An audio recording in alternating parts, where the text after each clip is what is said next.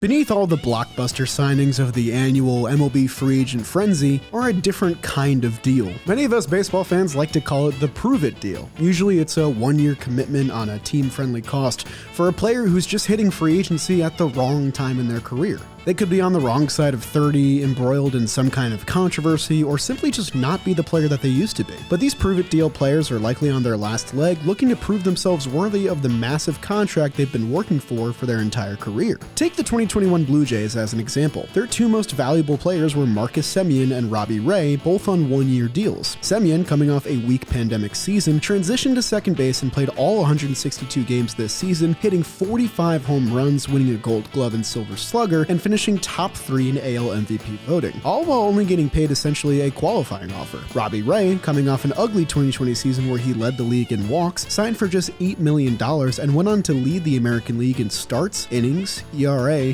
WHIP, and strikeouts, claiming the AL Cy Young Award. Both of these guys went on to sign mega deals in the ensuing offseason and stand as the best recent examples of one-year prove-it deals paying off in a massive way. Today we're going to be looking at 5 of the best prove-it deals I could find in recent baseball history and how those players were able to turn their careers around thanks to one team taking a chance on them. If you enjoyed today's video, make sure you leave a like on the video and subscribe to the Jolly Olive channel. You can help me reach 100,000 subscribers. We're within 5,000 subs of getting there, so I'd really appreciate your help. Recently retired Nelson Cruz is first up on our list, fresh off finishing a 19-year career with 464 home runs. Heading into the 2014 season, Cruz was averaging 27 bombs a season over the past 5 years, posting a positive OPS plus in each of those seasons, but it wasn't always smooth sailing for the boomstick. You guys ever think about what a boomstick actually is? You know what? I'm gonna look it up right now.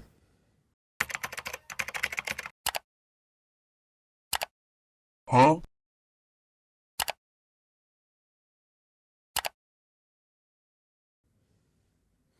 That's not what I would have guessed. Cruz was coming off a poor 2013 season where he was suspended for 50 games by MLB for his role in the Biogenesis PED scandal, the same controversy that suspended Alex Rodriguez and Ryan Braun. Because of this, MLB teams were apprehensive to make offers to Cruz, and it didn't help that Cruz was very injury prone at the time as well, playing over 130 games once in a near decade-long career to that point. He was a liability in the outfield and would likely need to be assured a DH spot. Cruz was also offered a qualifying offer worth $14 million by his former team, the Texas Rangers, which he declined to test the open market. This meant that in addition to his injury concerns and steroid controversy, teams would also have to forfeit a draft pick if they chose to sign him. But the Baltimore Orioles, coming off a 2012 return to the playoffs and 85 wins the year prior, swooped in and nabbed Cruz on a very cheap $8 million contract with incentives. Cruz immediately paid dividends for the Orioles, homering 20 times in the first 2 months of the 2014 season alone. He made another All-Star game and set a career high in games played. He also posted career best numbers in home runs, RBIs, and walks to that point. Cruz's 40 bombs led all MLB hitters, helping him finish 7th in AL MVP voting. In the Orioles' return to the playoffs, Cruz was clutch, clubbing 2 home runs in their ALDS sweep of the Tigers, going 10 for 28 overall with 7 RBIs. Heading into the offseason that year, the mood around Cruz had completely flipped, with him posed as one of the most coveted free agent bats available alongside Victor Martinez, Hanley Ramirez, and Pablo Sandoval.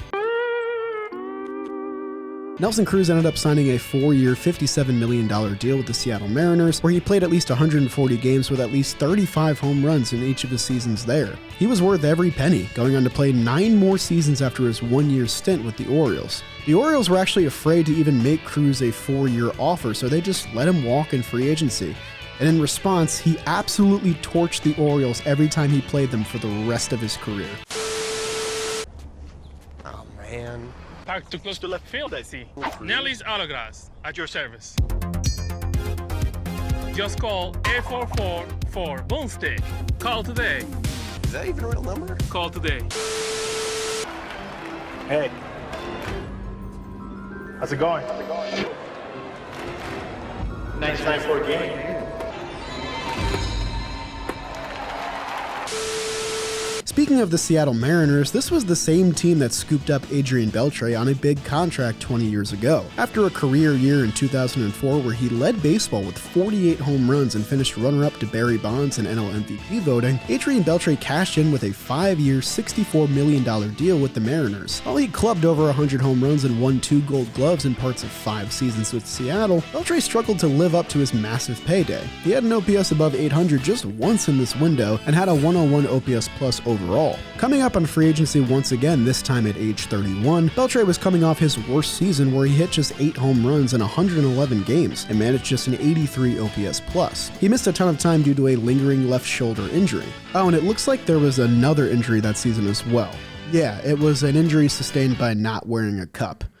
Yeah, that kind of injury, and he still refused to wear a cup after the fact as well. At least he always protected his head. Going into 2010 with Mike Lowell's career winding down, the Boston Red Sox found themselves in the market for a third baseman. The Red Sox signed Beltre to a 1-year, $9 million deal that included a $5 million player option for the next season or a $1 million buyout. His agent, Scott Boras, coined the term pillow contract for this deal, saying how it was short-term to be used for a little bit before moving on. This was one of the rare instances of Boras recommending that his client take a cheaper, shorter deal for future prospect, and he was certainly right in this instance. For reference, Beltre had 3-year offers from the Orioles, the Mariners, and the Athletics that he rejected in place of this deal. We used to live in a world where the Oakland A's would offer players multi-year contracts. Beltre validated his pillow contract decision with a monster 2010 campaign, stepping up for the Red Sox after the club lost Dustin Pedroia, Mike Lowell, and Jacoby Ellsbury for well over half the season due to injuries. He led MLB with 49 doubles and eclipsed 100 RBIs for the first time since his MVP runner-up season back in 2004. Beltre made his first All-Star game at age 31, won a Silver Slugger, and finished top 10 in MVP voting. Boston instantly fell in love with Beltre and wished for his return, but the bidding war proved too intense after his monster campaign. The Texas Rangers won the sweepstakes with a 5-year, $80 million contract, where Beltre immediately helped them return to the World Series in his first year. This kicked off one of the best back halves of any career for any player in MLB history. Beltre went on to play over 1,000 games for the Rangers, hitting over 300 in that span with 4 All-Star nods and Silver Sluggers, as well as 3 Gold Gloves. But who knows if any of that happens if Beltre didn't initially take this 1-year prove-it deal back in 2010. Boston did get something out of this though. After Beltre's departure, the Red Sox received compensation draft picks when he rejected their qualifying offer. They used one of those picks on Jackie Bradley Jr., the number 40 overall selection in the 2011 draft. JBJ played 8 seasons in Boston, accrued 18.4 B-WAR, and 98 home runs while winning a Gold Glove and a World Series ring in 2018. But speaking of those Texas Rangers that Beltre signed with, do you guys like these segues? Is it too tacky? Let me know. Their longtime setup man, Joaquin Benoit, is our next entry on this list. Benoit spent the first 8 years of his career with the Texas Rangers, working both as a starting pitcher and reliever. Once he transitioned into a setup man role, he really began to thrive, specifically in 2007, where he tossed 82 innings with a 1.60 ERA+.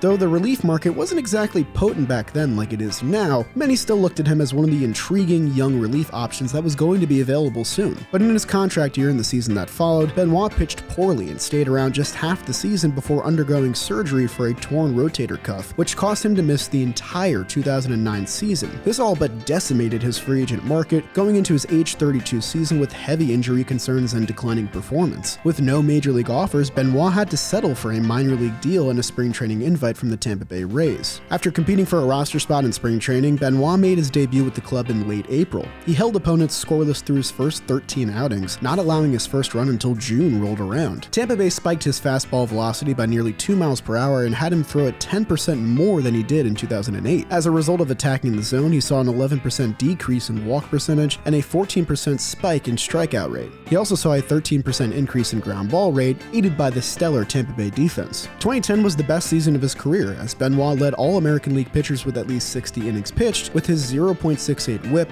1.34 ERA, and 2.92 ERA+. Benoit, now recognized as one of the league's best relievers, inked a 3-year, $16.5 million contract with the Detroit Tigers, and he managed a 2.89 ERA and roughly 200 innings for them during the deal. After his career looked like it might be cut short in 2008, Benoit ended up pitching until he was 39 years old, and likely has his lone year as a Ray to thank for that. You may not think much of Joaquin Benoit in general, as is the life of the reliever, but you might remember one highlight of him as a Tiger. This home run, does it ring a bell? I'm sorry, Detroit fans, you caught a stray. It's just business. Even if you're a surefire Hall of Famer, you too may be subject to a 1-year prove-it deal. By the time that the 2005 season had rolled around, the big hurt, Frank Thomas, had already established himself as a Hall of Fame talent. He had already clubbed over 400 home runs, had a career .995 OPS in nearly 2,000 games, won back-to-back MVP awards in the mid-90s, and even got himself a World Series ring with the 2005 team, despite only playing 34 games with the club that season. Despite his legendary status, Thomas left the White Sox on rough terms, getting released released without so much as a phone call from owner Jerry Reinsdorf midway through the season. General manager Kenny Williams didn't mince words either, calling Frank Thomas a selfish idiot for his actions on the way out. The White Sox kept this guy employed for 2 decades after he said this. 2 decades of mediocrity, and only last year did they decide to make a change. White Sox fans, how do you do it?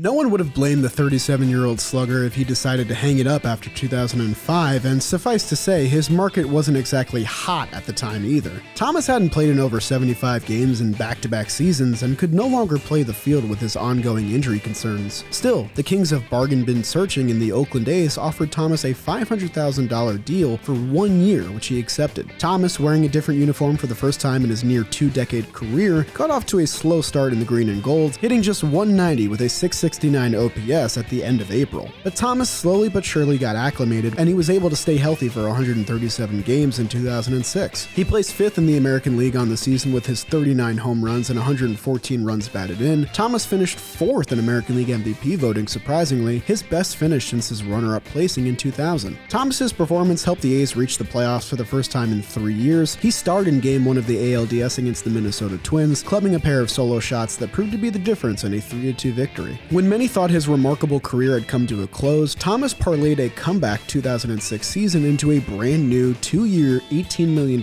contract with the Blue Jays. He received MVP votes again the next year with another strong showing and entered the 500 homer club before finally calling it a career in 2008. We've got one more spot on this list, and I just realized we haven't talked about a starting pitcher yet, so why don't we chat about Scott Kazmir. He became an instant star for the Tampa Bay Rays at age 21, and he threw at least 140 innings with a 1.15 ERA plus or better in each of his first 4 seasons. Walks had always been an issue for him, but Kazmir made 2 All-Star teams and led the American League in starts and strikeouts in 2007. He looked destined for a productive career and even signed a 4-year, $28 million extension with the Rays going into 2009, a very uncharacteristic move for the usually frugal ball club. But things fell apart for the Southpaw after a trade to the Angels that season. In his 3 years in Anaheim, Kazmir had an ERA over 5 over the course of 35 starts. He battled hamstring and shoulder issues and suffered a pretty viable loss in velocity, command, and most importantly, confidence. He made just 1 start in 2011, then spent time in AAA, where he had an ERA over 17 in 5 starts. The Angels bit the bullet, understandably, and released him, eating the remaining $14 million owed on his contract. At this juncture, Kazmir seemed like an intriguing flyer contract for a low-spending team in need of pitching, but he continued to struggle with every comeback attempt that he made. He tried pitching in the Winter Dominican League in 2011, but made just 1 start. He played for the Sugarland Skeeters in the Independent Atlantic League in 2012, but had an ERA over 5 in 14 starts, but he began to see an uptick in velocity. Finally, after nearly 2 full years on the sidelines, the Cleveland Indians offered Kazmir a minor league deal with an invite to spring training heading into 2013. He was viewed as a long shot, but managed to break camp as the team's number 5 pitcher, meaning that he would earn $1 million on his 1-year contract. Through his first 11 starts, though, Kazmir pitched poorly, with an ERA nearing 6 and a .302 batting average against. But a strong July turned his season around, where he managed a 2.75 ERA in 6 starts. Then in September, he had 3 separate double-digit strikeout performances and closed the season with 29 starts, his most since 2007. Kazmir got his fastball up to 92.5 miles per hour on average, a mark he hadn't reached since 2005. Overall, his ERA hung around 4, and he sported the best walk rates of his career with his new and improved control. He helped a revamped Cleveland rotation make the playoffs as a wildcard team, and he was able to use this comeback season to sign a 2-year, $22 million contract with the Oakland A's, and from there, pitched 3 more full seasons with time on the Dodgers and Astros as well. But none of this likely would have happened if not for his prove-it deal 10 years ago with Cleveland. And that'll do it for my list. If you guys enjoyed this video, make sure you leave a like on the video and comment if I missed anybody. Let me know if you want to see a part 2 as well. I've got more candidates we can talk about. That'll do it for this video, and I'll see you guys next time.